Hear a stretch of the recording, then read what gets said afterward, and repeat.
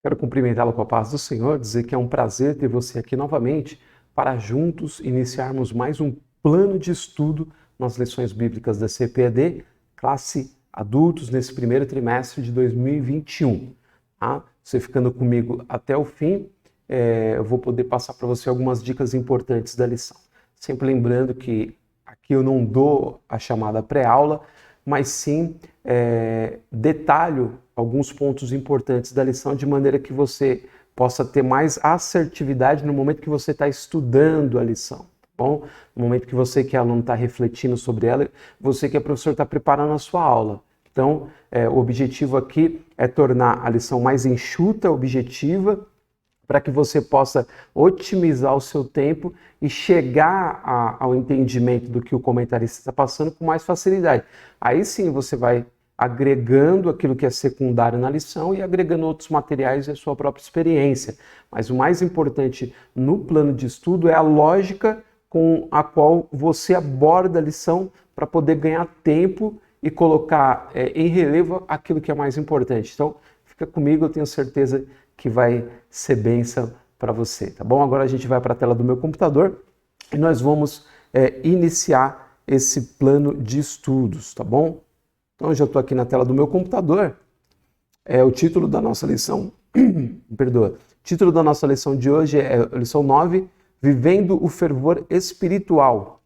Se você gostar desse material, você pode se inscrever no canal e também dar o seu like e distribuir gratuitamente esse material para outras pessoas. Você também pode manipulá-lo, né? Você pode modificar esse material que é tanto em PowerPoint quanto em PDF, fazer o que você achar melhor, contanto que isso seja para o seu crescimento espiritual e das pessoas que dependem de você para aprender a lição, tá bom? Os objetivos específicos para essa lição são: destacar a importância da devoção na vida do crente pela palavra e oração. 2, enfatizar a importância de manter-se cheio do Espírito. E 3, prevenir a respeito da frieza espiritual. Então, muito interessante, esses 3 pontos específicos são os quais a lição vai estar em torno deles, tá? Então você tem que ter isso em mente durante todo o período da lição para não se desviar daquilo que o comentarista propôs para o entendimento dela, tá bom?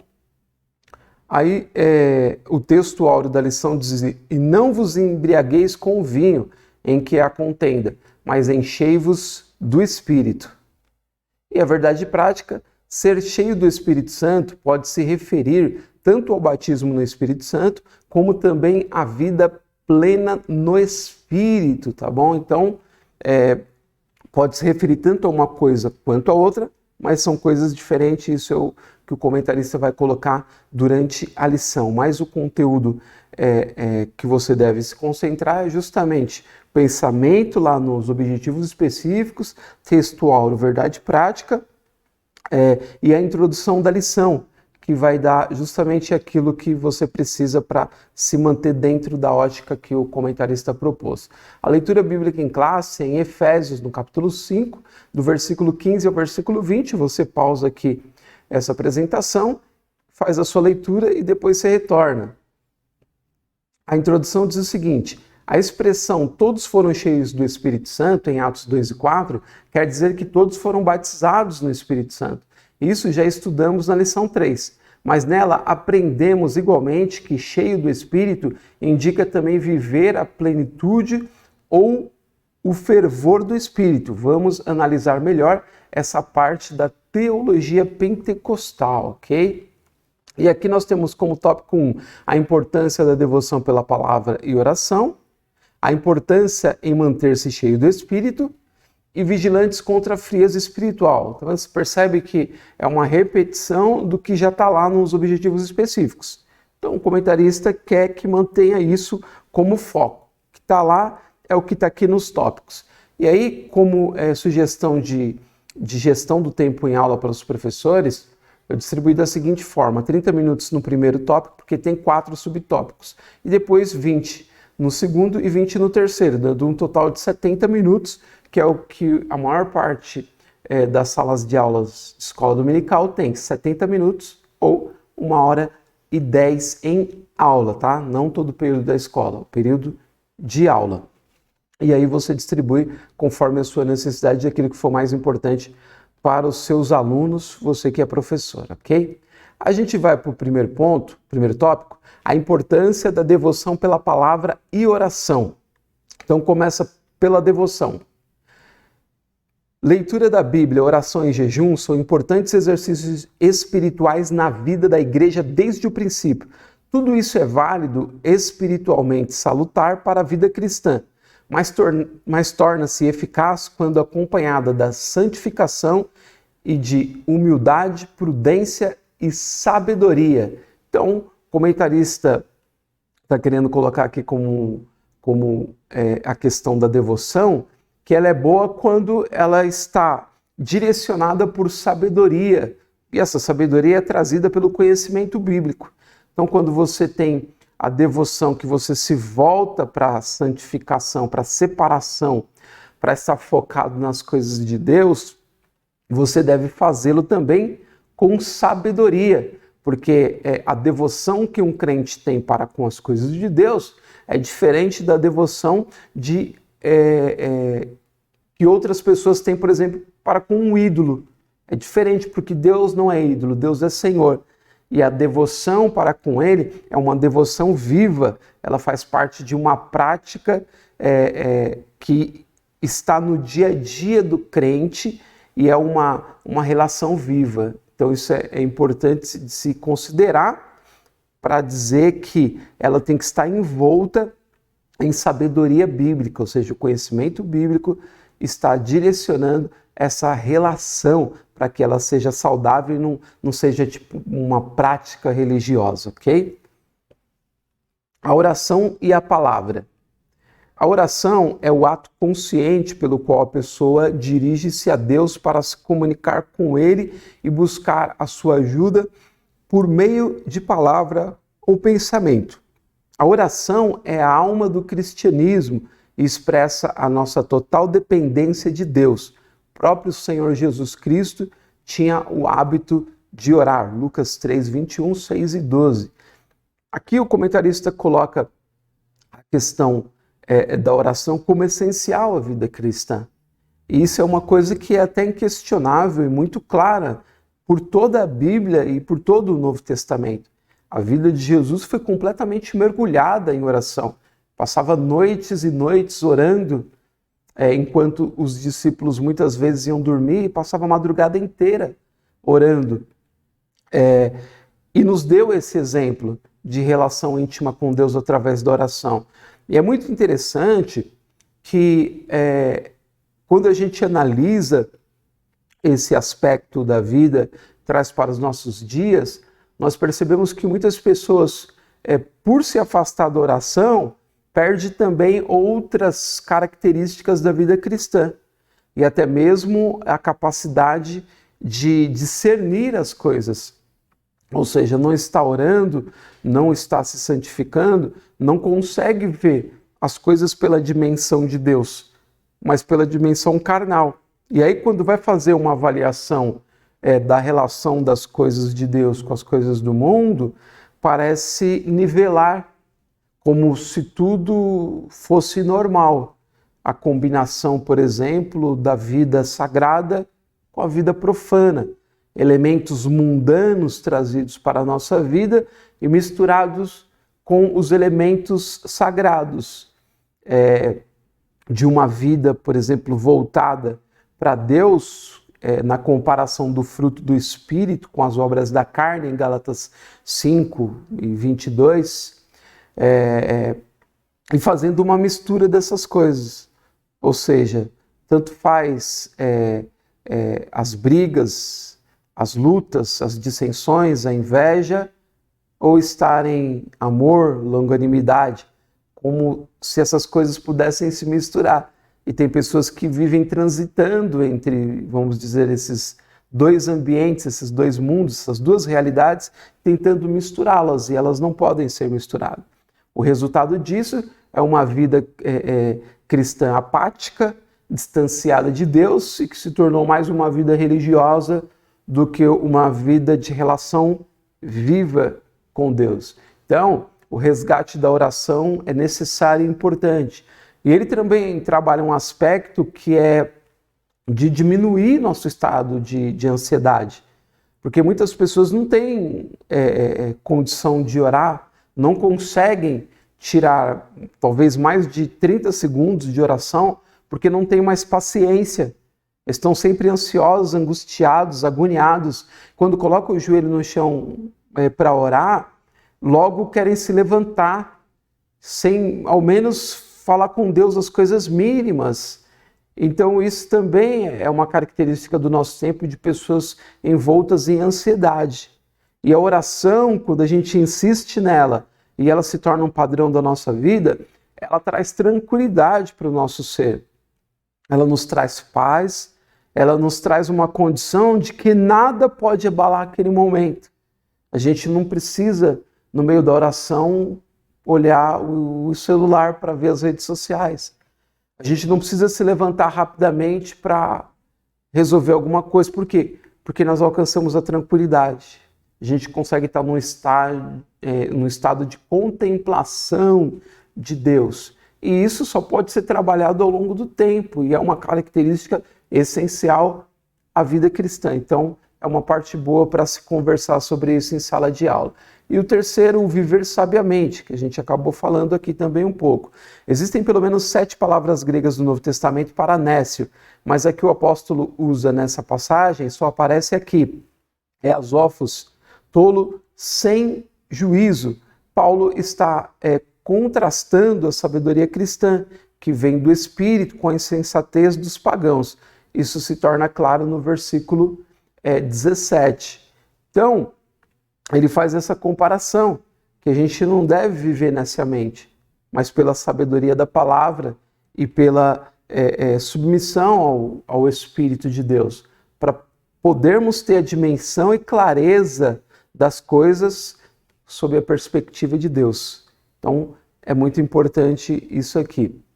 A gente vai para o 2, vai falar da importância da devoção pela palavra e oração. A gente ainda está, no ponto 1, no subponto 4, me desculpem. Eu coloquei ele separado dos outros porque não coube no primeiro slide. Então ainda estamos no tópico 1. Remindo o tempo. O verbo remir significa comprar de novo, resgatar, aproveitar o melhor possível. A palavra tempo é bem conhecida entre nós, kairos, tempo no sentido de ocasião, oportunidade, Hebreus 11:15. Essas duas coisas são especialidades dos crentes, que cheios do Espírito Santo resultam no viver sabiamente. Tá? Então remir o tempo é a mesma coisa que redimir, é salvar o tempo.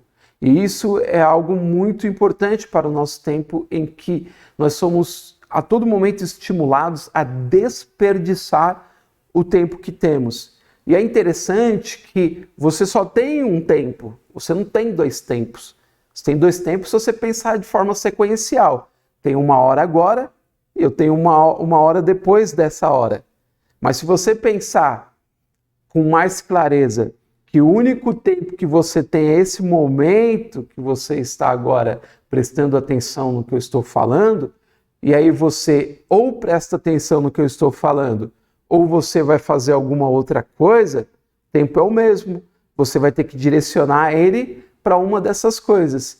E o mundo nos empurra para desperdiçarmos esse único tempo que temos em coisas fúteis, em coisas inúteis. Às vezes a gente vai, por exemplo, no smartphone para fazer uma pesquisa de alguma coisa importante, e quando você vê, você está subindo a timeline do Facebook, do Instagram, dos vídeos do YouTube, você está envolto naquilo, e quando você percebe, já esqueceu o que você foi procurar, e se passaram 5, 10 minutos ali. E isso é muito grave, a gente não percebe. Então a gente precisa remir o tempo no sentido de observar aquilo que é importante, estabelecer as prioridades da nossa vida e eliminar aquilo que é desnecessário. Se a gente não fizer isso, o nosso tempo continua sendo consumido, na sua maioria, com coisas inúteis. E o tempo é uma coisa que, quando você perde, não tem como resgatar. Você não consegue mais aquele tempo que você perdeu. Aquele já foi. Você é obrigado a lidar com o tempo que você tem agora. Então é uma discussão importante também. E aí no tópico 2, a importância em manter-se cheio do Espírito. E não vos embriagueis com o vinho, versículo 18. Não olhes para o vinho. A passagem em Provérbios explica as consequências destrutivas da bebedeira e a compara com a picada de uma cobra. A palavra usada para contenda significa também devassidão, dissolução. Esses termos são incompatíveis com a ética cristã, 1 Coríntios 6 e 10. Uma coisa importante que eu tenho a dizer aqui, o assunto aqui não é uma discussão sobre vinho. Então, muito cuidado para a sua aula não se transformar em uma discussão sobre vinho, tá? Senão você vai tomar todo o tempo da sua reflexão da sua aula e não vai conseguir expressar aquilo que é mais importante, que é a aula que está falando sobre o fervor, tá? Uma vida fervorosa no espírito, ok? Então você não está falando sobre vinho. O comentarista está fazendo aqui é usando o que está no próprio versículo para um comparativo. Paulo estava falando de embriaguez com vinho, tá? Mas aqui o texto que o comentarista coloca aqui, não olhes para o vinho, para uma pessoa desavisada que não tem costume de ler o texto e apenas ficar com os fragmentos demonstrados, já pode fazer disso uma doutrina também destrutiva, tá? E não vai ser só o vinho que vai destruir, vai ser sua doutrina que vai ser herética sobre um assunto que foi fragmentado. Eu vou até ler aqui o texto de forma mais completa que ele faz referência aqui, só para quebrar essa situação, você não acabar tendo um pensamento errado sobre o que o comentarista está colocando. Lá em Provérbios, nesse texto, 23, 31, você tem que começar a ler do versículo 30, que diz: para os que se demoram em beber vinho, para os que andam buscando bebida misturada, não olhes para o vinho, quando se mostra vermelho, quando resplandece no copo e se escoa suavemente, pois ao cabo morderá como a cobra e picará como o basilisco, tá? Então, quando você pega o texto de forma mais abrangente, você percebe que o comentarista está dizendo, o que o escritor de Provérbios está dizendo também não olhes para o vinho, falta assim, cuidado com isso aí, isso aí é coisa do capeta que vai destruir a sua vida, a Bíblia está condenando isso, não é essa a discussão, tá bom? E nem eu estou fazendo a apologia a se embriagar com vinho, não é isso. O que eu estou dizendo é que ele está fazendo um relato mais abrangente de um vinho misturado, que possivelmente teve um teor alcoólico muito maior do que o normal, e a embriaguez, todo mundo sabe, a gente sempre vê um bêbado perto da gente ou alguém viciado em álcool. Então essa é a situação. Mas tem outros textos, tanto no Antigo Testamento e vários deles, falando sobre o vinho. O próprio escritor de Provérbios vai falar em Eclesiastes 9, ele vai falar no capítulo 9 e o versículo 7. Vai, pois, come com alegria o teu pão e bebe gostosamente o teu vinho, pois Deus já de antemão se agrada das tuas obras. Tá? E também a gente vai ter Jesus transformando água em vinho, no capítulo 2 de João, Paulo recomendando o uso, que Timóteo use um pouquinho de vinho por causa do estômago dele. Então tem uma série de questões que podem ser abordadas aí, mas não é o assunto aqui. Tá? Então a gente não pode expandir, porque vai ficar uma situação delicada que vai comer todo o tempo da aula e não vai ser proveitosa. O meu objetivo é sempre passar para as pessoas aquilo que pode fazê-las crescer no sentido de conhecer a Escritura, tá? Para não reduzir o assunto e, sem uma ótica mais abrangente, transformá-lo praticamente numa heresia. Então, muito cuidado com essa situação, segue em frente e quem quiser tratar do assunto vai procurar as referências bíblicas, tem várias, e faz a sua própria consideração sobre isso, tá? E aí, no ponto seguinte, mais enchei-vos do Espírito, que é aqui que está o importante. Ele não quer falar de vinho, ele quer falar de se encher do Espírito, isso que é importante, é o contraponto só. Essa expressão indica renovação.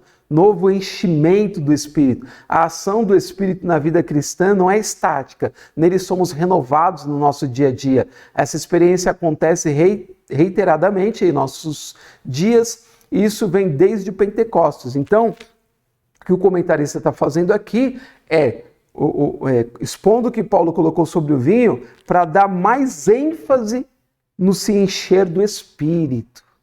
Então, melhor do que se embriagar com vinho, mais proveitoso para a vida e com certeza com o resultado infinitamente superior, é se encher do Espírito. É permitir que o Espírito Santo tome a sua vida, que ele preencha o seu pensamento, o seu coração, as suas atitudes, que ele seja o guia do seu viver, para te colocar de conformidade com a palavra do Senhor. Que todo aquele que está em Cristo é guiado pelo Espírito de Deus, Romanos capítulo 8. Então, esse se encher do Espírito é permitir ao Espírito Santo tomar conta da sua vida cada dia mais, como mergulhar no Espírito de Ezequiel. Glória seja dada ao nome santo do Senhor. Então, esse é o sentido mais profundo. E terceiro, não confundir com o batismo no Espírito Santo. Olha só, observe a frase: então Pedro, cheio do Espírito Santo, lhes disse, ora, Pedro foi batizado no dia de Pentecoste. Logo, a expressão mostra a dinâmica do Espírito na vida do apóstolo.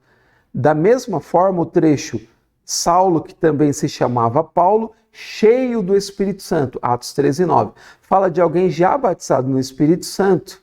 E é evidente que cheio do Espírito Santo se refere à plenitude do Espírito. Então, o comentarista está dizendo aqui é que, dependendo do contexto, o comentarista ou o autor do livro estará dizendo que uma pessoa está cheia do Espírito Santo por estar batizada. E em outro contexto, estará dizendo que a pessoa está cheia do Espírito Santo por uma vida que se permite estar mais na presença de Deus, em oração, em submissão, em devoção, dando ao Espírito Santo mais liberdade para enchê-lo. Então, não tem um sentido só, tem mais de um sentido, ok? Isso é muito importante. A gente vai para o 3, vigilantes contra a frieza espiritual. Testemunho transbordante, versículo 19. Os cânticos são expressões de alegria e de louvor a Deus, além da função de instruir a igreja. Os cristãos expressam por meio dos hinos seus anseios, suas esperanças, aquilo que acreditam estar inspirado na vida, das passagens bíblicas e nas promessas divinas. Então, uma das maneiras de se manter vigilante contra a frieza espiritual é se manter louvando a Deus com os cânticos que nós aprendemos, ok? O segundo ponto para se manter vigilante e evitar a frieza espiritual é dar graças em tudo, versículo 20, ó. Essa é a vontade de Deus e deve ser a marca de todos os cristãos. Ser cheio do Espírito nos leva a uma vida alegre, dando sempre graças por tudo a nosso Deus e Pai, em nome de nosso Senhor Jesus Cristo. Então, ser agradecido a Deus. Uma pessoa cheia do Espírito Santo, ela é agradecida. Qualquer situação. Ela não está agradecendo pelo mal que sobreveio a ela. Ela está agradecendo que, não obstante passar por uma situação de dificuldade, ela se sente feliz por estar conectada com Deus, por estar em Cristo. Isso é o mais importante. Eu estou em Deus, eu confio nele, ele é segurança para mim. Então, mesmo que seja na tempestade, eu estarei alegre e dando graças a ele. E 3, sujeição. Quebrantamento e humildade expressam bem a plenitude do Espírito. A submissão é outra consequência de uma vida na plenitude do Espírito, pois o Espírito nos capacita a essa sujeição. É dever cristão se submeter às autoridades constituídas, aos seus superiores hierárquicos. Essa sujeição deve haver entre os irmãos na igreja. Então esse é um aspecto muito importante. Você pode gastar tempo aqui, você que é professor, porque a sujeição talvez seja uma das coisas que mais tenha sido renegada pela maior parte daqueles que se dizem cristãos. Porque eu sou cristão para receber aliás, dizem evangélicos, né? Nem cristão. A gente que tem feito essa diferenciação por conta de estar tão banalizado o termo evangélico. Mas muitos evangélicos não conhecem o teor da sujeição a Deus, porque não se submetem a Cristo. Estão ali celebrando, fazendo afago ao próprio ego, com cânticos de motivação, com palavras bíblicas de impulsionamento, né, de conforto, de autoajuda, mas quando chega na parte de se submeter, aí a coisa fica difícil e muitos não são nem capazes de ouvir uma palavra como essa. Jesus disse em Lucas 9:23, se alguém quiser vir após mim, negue-se a si mesmo, tome a cada dia a sua cruz e siga-me. É uma palavra muito clara, objetiva e sob medida, curta e grossa, vamos dizer assim. Tá ali, tem que seguir. E não é seguir como segue alguém nas redes sociais, ficar acompanhando o que a pessoa posta. É seguir de dar os mesmos passos que Jesus dá. Seguir a mesma trilha, passar pelo mesmo caminho, ter as mesmas atitudes. Isso é seguir e isso é se sujeitar pelo Espírito. Então, vale a pena gastar tempo aqui.